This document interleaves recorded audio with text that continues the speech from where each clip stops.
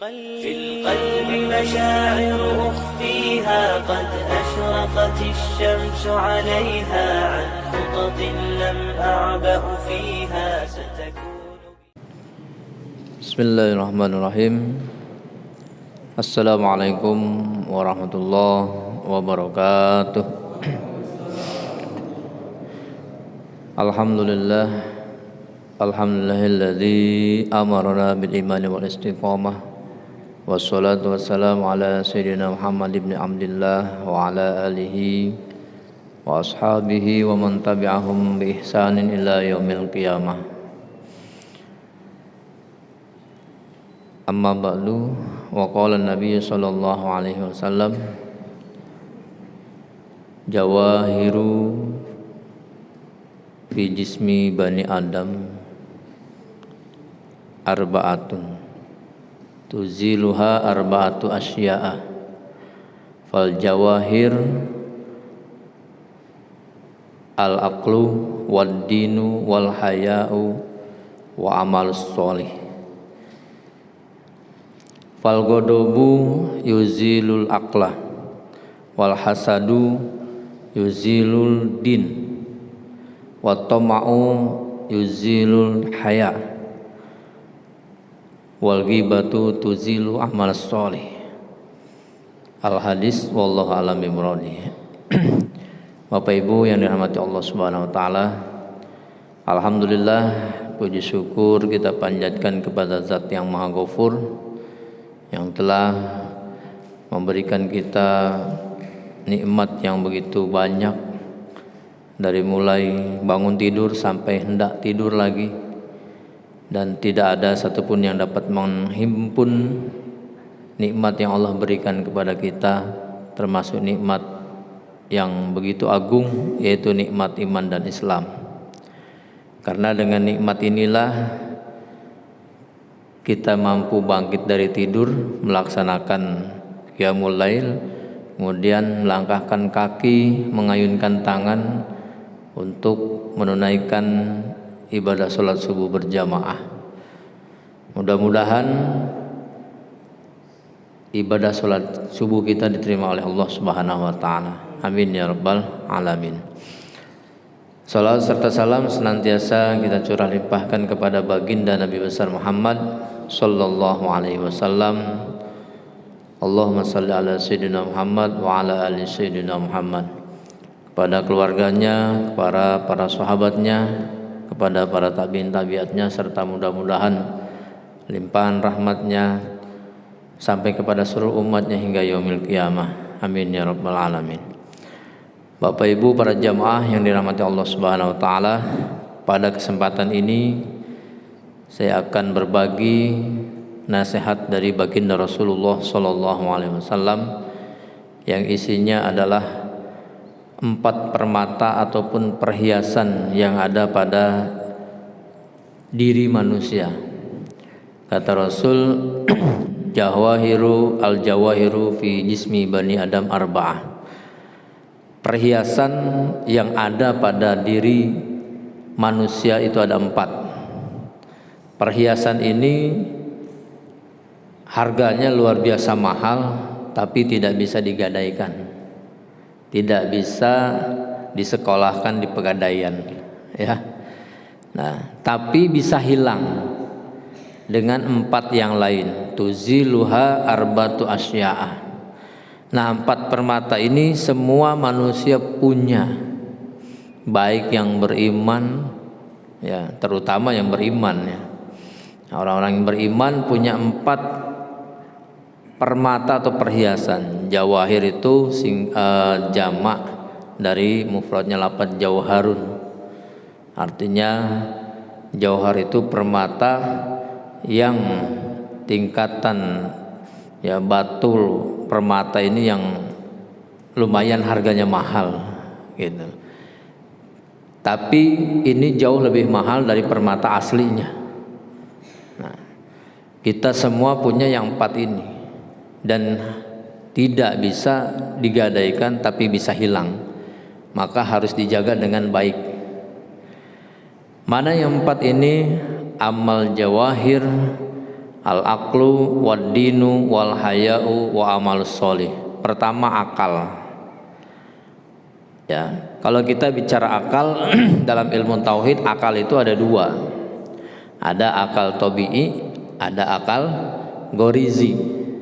Ya. Akal tabi'i itu akalnya hewan, akal tabiat. Ya, dengan akal itu dia punya nafsu, ya, cuman nafsu saja, tidak bisa diperangi nafsunya. Ya, kerjanya makan, tidur, memenuhi syahwatnya, itu hewan. Akal tabi'i, nggak ada untuk ibadah, nggak ada untuk akal itu mengetahui adanya Allah atau beriman pada Allah. Nah, itu akal tabi'i. Akalnya hewan. Seburuk-buruknya hewan dia punya akal, tapi akalnya akal tabiat. Nah, tapi kalau manusia itu akalnya gorizi. Akal gorizi, akal sehat yang bisa membedakan mana yang hak, mana yang batil, dan bisa ya makrifat kepada Allah Subhanahu wa taala dengan akal gorizi tersebut, sehingga tumbuh keimanan, ketakwaan di dalam hatinya, bisa membedakan mana yang baik, mana yang buruk. Kerjanya bukan makan tidur aja kayak hewan, tapi ada tuntutan ibadah. Sebagaimana Allah berfirman, ya, wa ma khalaqtul jinna wal insa illa liya'budun. Tidaklah aku ciptakan jin dan manusia melainkan untuk beribadah. Nah, Allah bekali dengan akal gorizi. Akal yang ada pada di manusia itu akal gorizi. Nah, tetapi tidak sedikit manusia yang akalnya mirip-mirip akal tabi'i, akal hewan. Kerjanya makan tidur, maksiat, dosa, tak pernah ibadah. Karena yang ada pada mindsetnya itu cuman memenuhi hawa nafsunya belaka. Nah, akal inilah termasuk salah satu dari 4 jawahir tadi. Harus kita jaga baik-baik. Karena ya, dalam pepatah mengatakan al-aqlus salim fi jismis salim. Akal yang sehat terdapat pada jiwa raga yang sehat. Kalau akalnya error, ya berarti jiwa raganya error juga. Gitu. Coba kalau kita tanya pada orang yang pernah mengalami geger otak, kemudian dia masih hidup sampai sekarang, apa yang terjadi saat insiden terjadi geger otak? Akalnya sedikit error, ya, ditanya nggak nyambung, ingatannya hilang karena akalnya sudah mulai error. Nah, ini harus kita jaga. Makanya Bapak Ibu, kita punya anak kecil, ya, yang masih balita, yang masih berjalan tertatih-tatih, itu dijaga sebaik mungkin jangan sampai mengalami insiden terjatuh, apalagi kepalanya mengalami benturan yang sangat kuat di belakangnya. Karena apa? Itu otaknya bisa rusak, akalnya bisa rusak, gitu. Jangan sampai, ya, dilindungi kalau punya anak balita, ya. Nah, itu yang pertama, akal. Yang kedua, wadinu, agama. Agama ini adalah perhiasan bagi penganutnya, yang pastinya agama Islam. Inna dina indallahil Islam. Sesungguhnya agama yang diridhai oleh Allah adalah agama Islam. Nah, kalau bicara agama di muka umum, kita bisa mengakui agama yang lainnya. Tapi ketika kita mengatakan ada agama selain agama Islam sambil meyakini ada Tuhan selain Allah, itu menurut ilmu tauhid sudah masuk pada kufur i'tiqadiyah. Makanya kalau kita mimpin doa, khususnya para ustadz, ketika kita mimpin doa di muka umum, ketika kita mengatakan marilah kita berdoa menurut kepercayaan masing-masing, itu hati kita harus bersihkan, tiada Tuhan selain Allah. Jangan sambil mengatakan menurut kepercayaan masing-masing sambil mengakui ada Tuhan selain Allah. Ini ranah tauhidnya.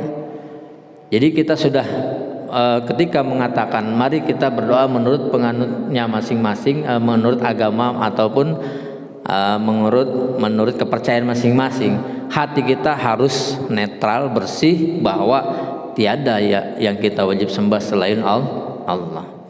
Makanya kalau lebih aman nggak usah disebutkan. Kalau mayoritinya umat Islam ketika kita pimpin doa, walaupun ada non Muslim, tetap marilah kita berdoa kepada Allah Subhanahu Wa Taala. Bagi yang non Muslim silakan berdoa masing-masing, gitu aja. Ya, untuk menghindari ada pengakuan dalam hati ada Tuhan selain Allah. Nah, ini agama yang harus kita jaga. Karena kalau manusia tidak beragama berarti dia komunis. Komunis itu tidak mengakui adanya Tuhan. Ya. Nah, kalau kita tengok sejarah bagaimana kejamnya para komunis, itu luar biasa. Ya, kalau orang Yahudi dibantai Nazi, silahkanlah itu non Muslim. Tapi kalau bicara komunis di Indonesia, kiai, santri, ulama, ustadz yang jadi target utama. Bahaya.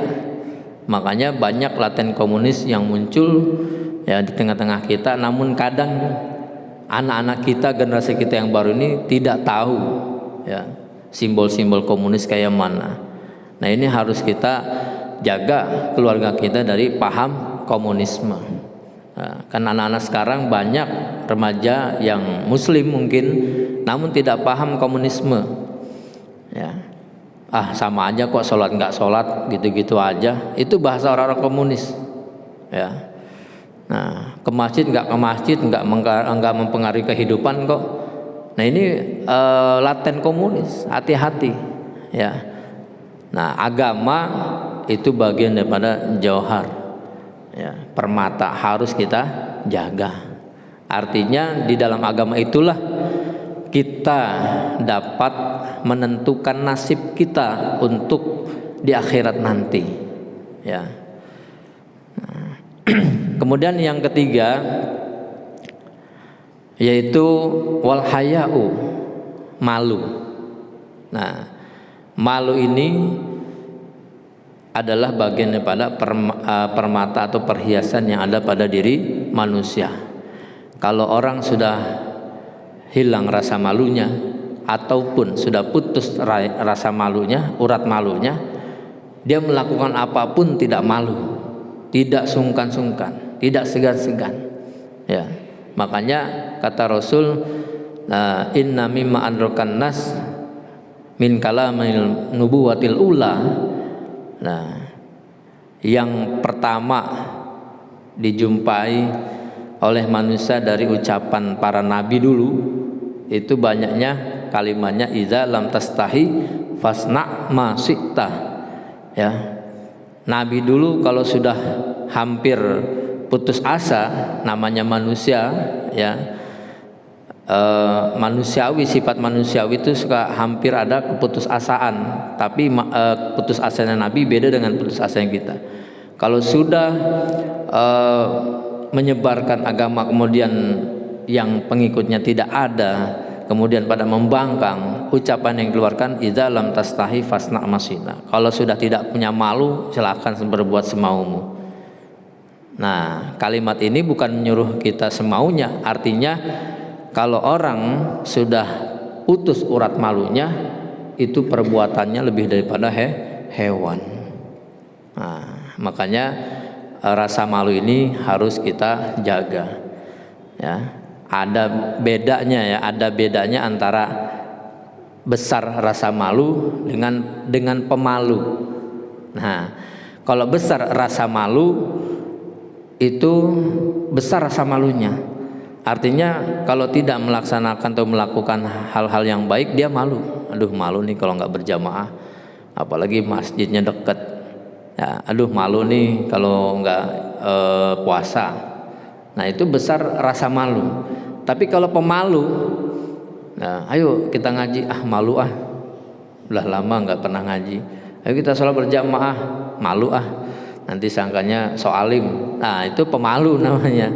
Ya. Ada lagi besar kemaluan, beda lagi itu. Nah itu mah itu untuk 21 tahun ke atas. Nah itu rasa malu ya. Karena kalau orang tidak punya malu, dia tidak bisa dibedakan antara manusia dan hewan, bahkan jauh lebih hina daripada hewan. Ya, kata Allah, ulaika kal an'ami balhum adol. Mereka itu seperti hewan, bahkan lebih sesat gitu. Nah, maka dari itu kita pastinya semua punya rasa malu. Rasa malu ini harus dijaga, jangan sampai rasa malu ini hilang. Ya, malu melakukan kesalahan, malu maksiat, malu berbuat keburukan. Nah, karena derajatnya seorang muslim itu bisa naik tergantung besar kecilnya rasa malu yang ada pada dirinya. Ya. Kemudian yang terakhir, yang keempat, permata yang ada pada diri manusia itu adalah amal solih. Amal solih. Amal solih ini bukan hanya semata-mata ibadah saja kepada Allah. Amal solih itu banyak. Ya, termasuk kita mencari nafkah untuk keluarga itu termasuk amal solih. Ya. Bekerja untuk kelangsungan hidup, mencari rezeki itu termasuk amal solih. Ya, kalau sholat, ibadah, puasa, tilawatil Quran, ya zikir, itu amal solih. Ya, amal solih yang mahdoh. Nah, ada yang guer mahdoh.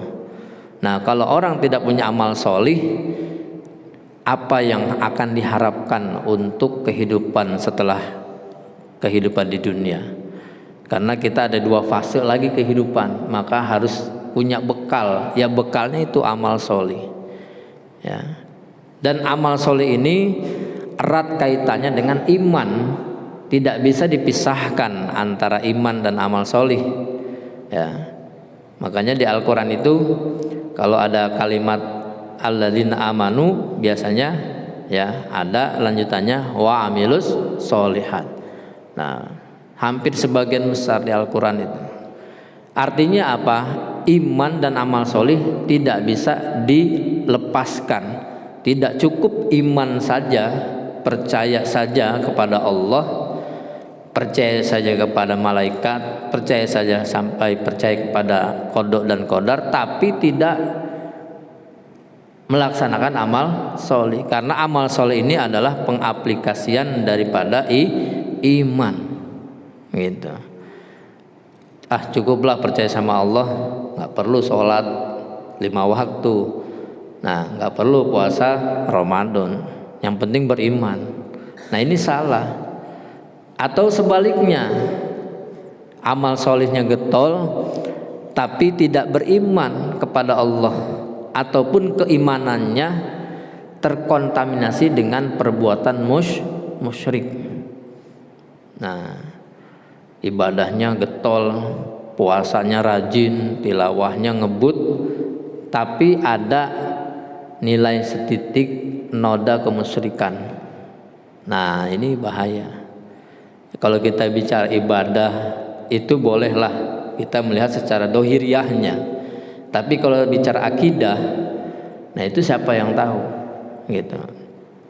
Nah, makanya kita selamatkan terutama diri kita dulu, kemudian keluarga kita. Jaga akidah, ya. Jangan sampai akidah itu hilang ataupun tergerus dengan zaman. Nah, sekarang kan yang lagi viral ini ada Ibu Ida, Ibu Ida Dayak, ya kan? Viral kan, bisa ngobatin segala penyakit, ya. Sampai Pangeran Arab pun memberikan penghargaan kepada Ibu Ida itu.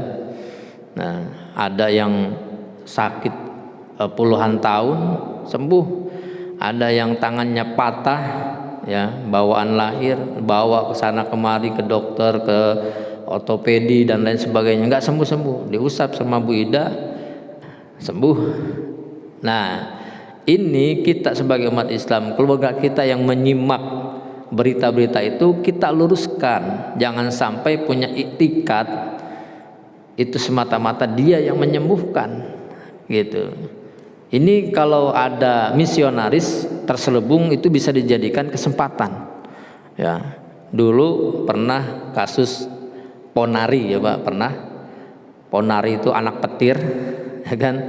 Beliau tersambar petir tapi nggak mati, tapi ada batu di tangannya.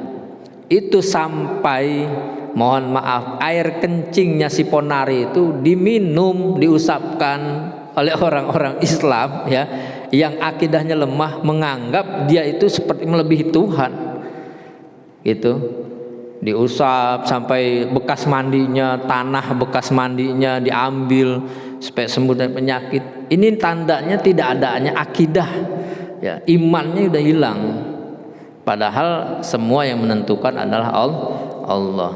Nah, kalau kita ngaji tauhid dalam pembahasan sifat kudrat itu ada ta'aluk ifadah. Kegunaannya sifat kudrat yaitu ijad dan idam, mewujudkan dan meniadakan. Nah, di Al-Quran Allah sudah menegaskan banyak ayat, innallaha ala kulli syai'in qadir, sesungguhnya Allah berkuasa atas segala-galanya. Kalau Allah mau terjadi ya, Allah mewujudkan, itu ifadahnya kegunaan sifat atau kegunaan sifat kudrat diwujudkan. Allah kalau kata Allah sembuh, cuman Allah menciptakan perantara atau wasilah, diciptakanlah manusia yang punya keahlian. Jangan sampai ini viralnya Ibu Ida Dayak ini melunturkan akidah umat Islam. Oh, ada yang pintar lagi, ya kan? Kita nggak tahu agamanya beliau ini apa, ya. Tapi untuk ikhtiar silahkan, tapi jangan sampai melunturkan akidah. Ya, dulu saya masih ingat tuh Ponari sampai antrinya berkilo-kilometer itu manusia, sampai tanah di kamar mandinya diambil, dibuat. Aduh ya Allah, akidah umat Islam. Nah, ini jangan sampai terjadi lagi ya. Nah, itu yang 4 permata ini harus kita jaga. Pertama apa tadi? Akal. Kedua, agama. Ketiga, rasa malu ya. Keempat, amal solih. Nah, yang 4 ini bisa hilang dengan yang 4 yang lain. Fal godobu yuzilul akla, marah bisa menghilangkan akal. Nah, makanya pesan Rasulullah, tagdob, jangan marah. Ketika ada seorang sahabat bertanya berulang-ulang, faradada, sahabat berulang, apalagi ya Rasul? Rasul menjawab, la tagdob, jangan marah gitu. Artinya betapa besarnya isi pesan tersebut. Kalimatnya singkat tapi pesannya itu sangat padat. Kenapa kata Rasul nggak boleh marah? Karena orang kalau marah itu hilang setengah akalnya. Sekali marah hilang sebagian akalnya. Ya, semakin sering semakin marah ya semakin hilang akalnya gitu. Nah, jadi stres, depresi dan lain sebagainya. Ya, makanya kalau marah itu, kita orang yang beriman silakan boleh marah untuk mencurahkan unek-unek, tapi jangan sampai marahnya ini menzolimi orang. Harus terkontrol ya. Marah kepada anak boleh untuk mendidik, jangan sampai marahnya hilang kontrol, emosi dan lain sebagainya. Nah, karena godob ini adalah menghilangkan akal sehat manusia gitu. Kemudian yang kedua, wal hasadu yuziluddin, hasud, dengki ya, iri itu menghilangkan agama. Nah, ini penyakit hati yang paling bahaya itu adalah dengki gitu, hasud. Nah, prinsipnya orang hasud itu senang lihat orang susah, susah lihat orang senang ya. Tetangganya beli sepeda baru sakit gigi, beli motor baru meriang ya. Besoknya tetangganya dapat rezeki beli mobil baru, makin jadi stroke. Lama-lama mati dengan iri dengkinya. Itu ada, setiap tempat itu ada 1-2 orang kadang seperti itu ya. Orang yang seperti ini hidupnya itu tidak akan menikmati umurnya karena habis waktunya tersita untuk mengurusi orang lain ya gitu. Jangan sampai dalam hati kita ada hasud, iri dengki pada orang lain ya, nggak boleh. Ini menghilangkan agama gitu, menghilangkan agama. Bahkan kata Rasul, iyyakum wal hasad, hati-hati dengan hasud. Karena hasud itu yuzhibul hasanat kama taqulun narul hatab, ya. Hati-hati dengan hasud, karena hasud ini ya menghilangkan kebaikan seperti halnya api memakan kayu bakar kering.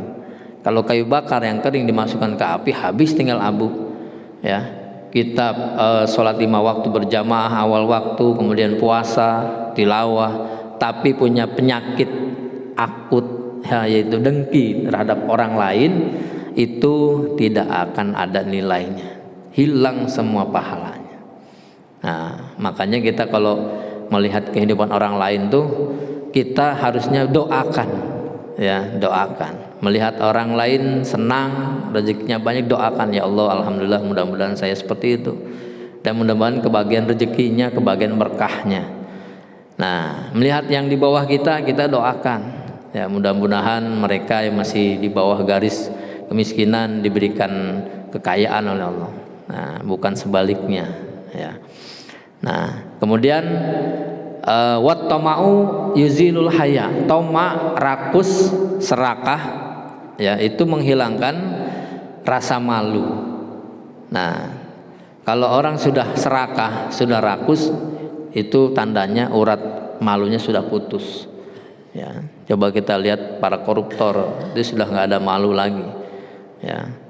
Haji sudah sebesar, anggaran proyek dipangkas, ya, bikin markupnya yang besar, tapi pangkasnya juga lebih besar, ya. Minumnya bukan air putih lagi, ya, bensin, solar, makannya bukan roti lagi, aspal, ya kan, pasir, batu, tuh, korupsi semua. Nah, sampai terjadi kasus minyak goreng mahal, padahal kita surganya kelapa sawit, entah apa yang terjadi. Nah, itu semua diakibatkan dari toma, rakus, serakah, merasa tidak cukup dari apa yang Allah berikan kepadanya. Nah, ini jangan sampai muncul atau timbul pada diri kita, karena dia akan menghilangkan permata tadi. Yang terakhir, wal ghibatu tuzilul amal sholih. Nah, ghibah, ya, menggunjing orang lain, keburukannya itu dapat menghilangkan amal sholih. Kalau ghibah itu ngomongin orang lain di belakang. Kalau di depannya bukan ghibah itu, ya, mencaci maki sesuai fakta.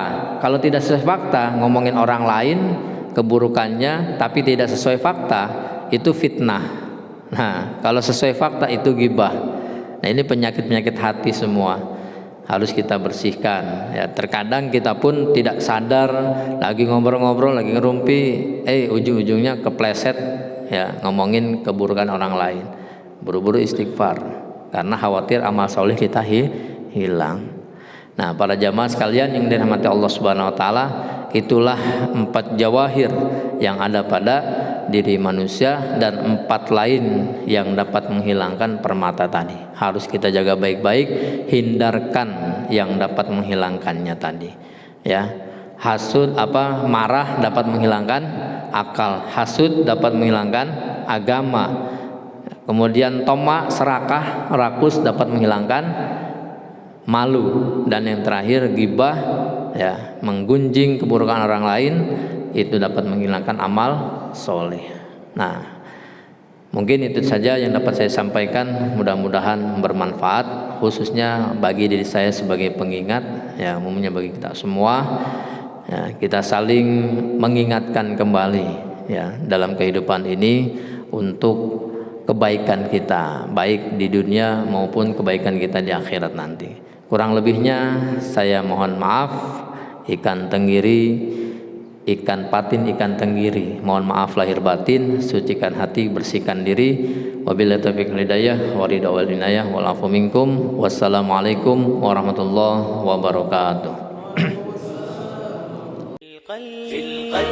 مشاعر أخفيها قد أشرقت الشمس عليها عن خطط لم أعبأ فيها ستكون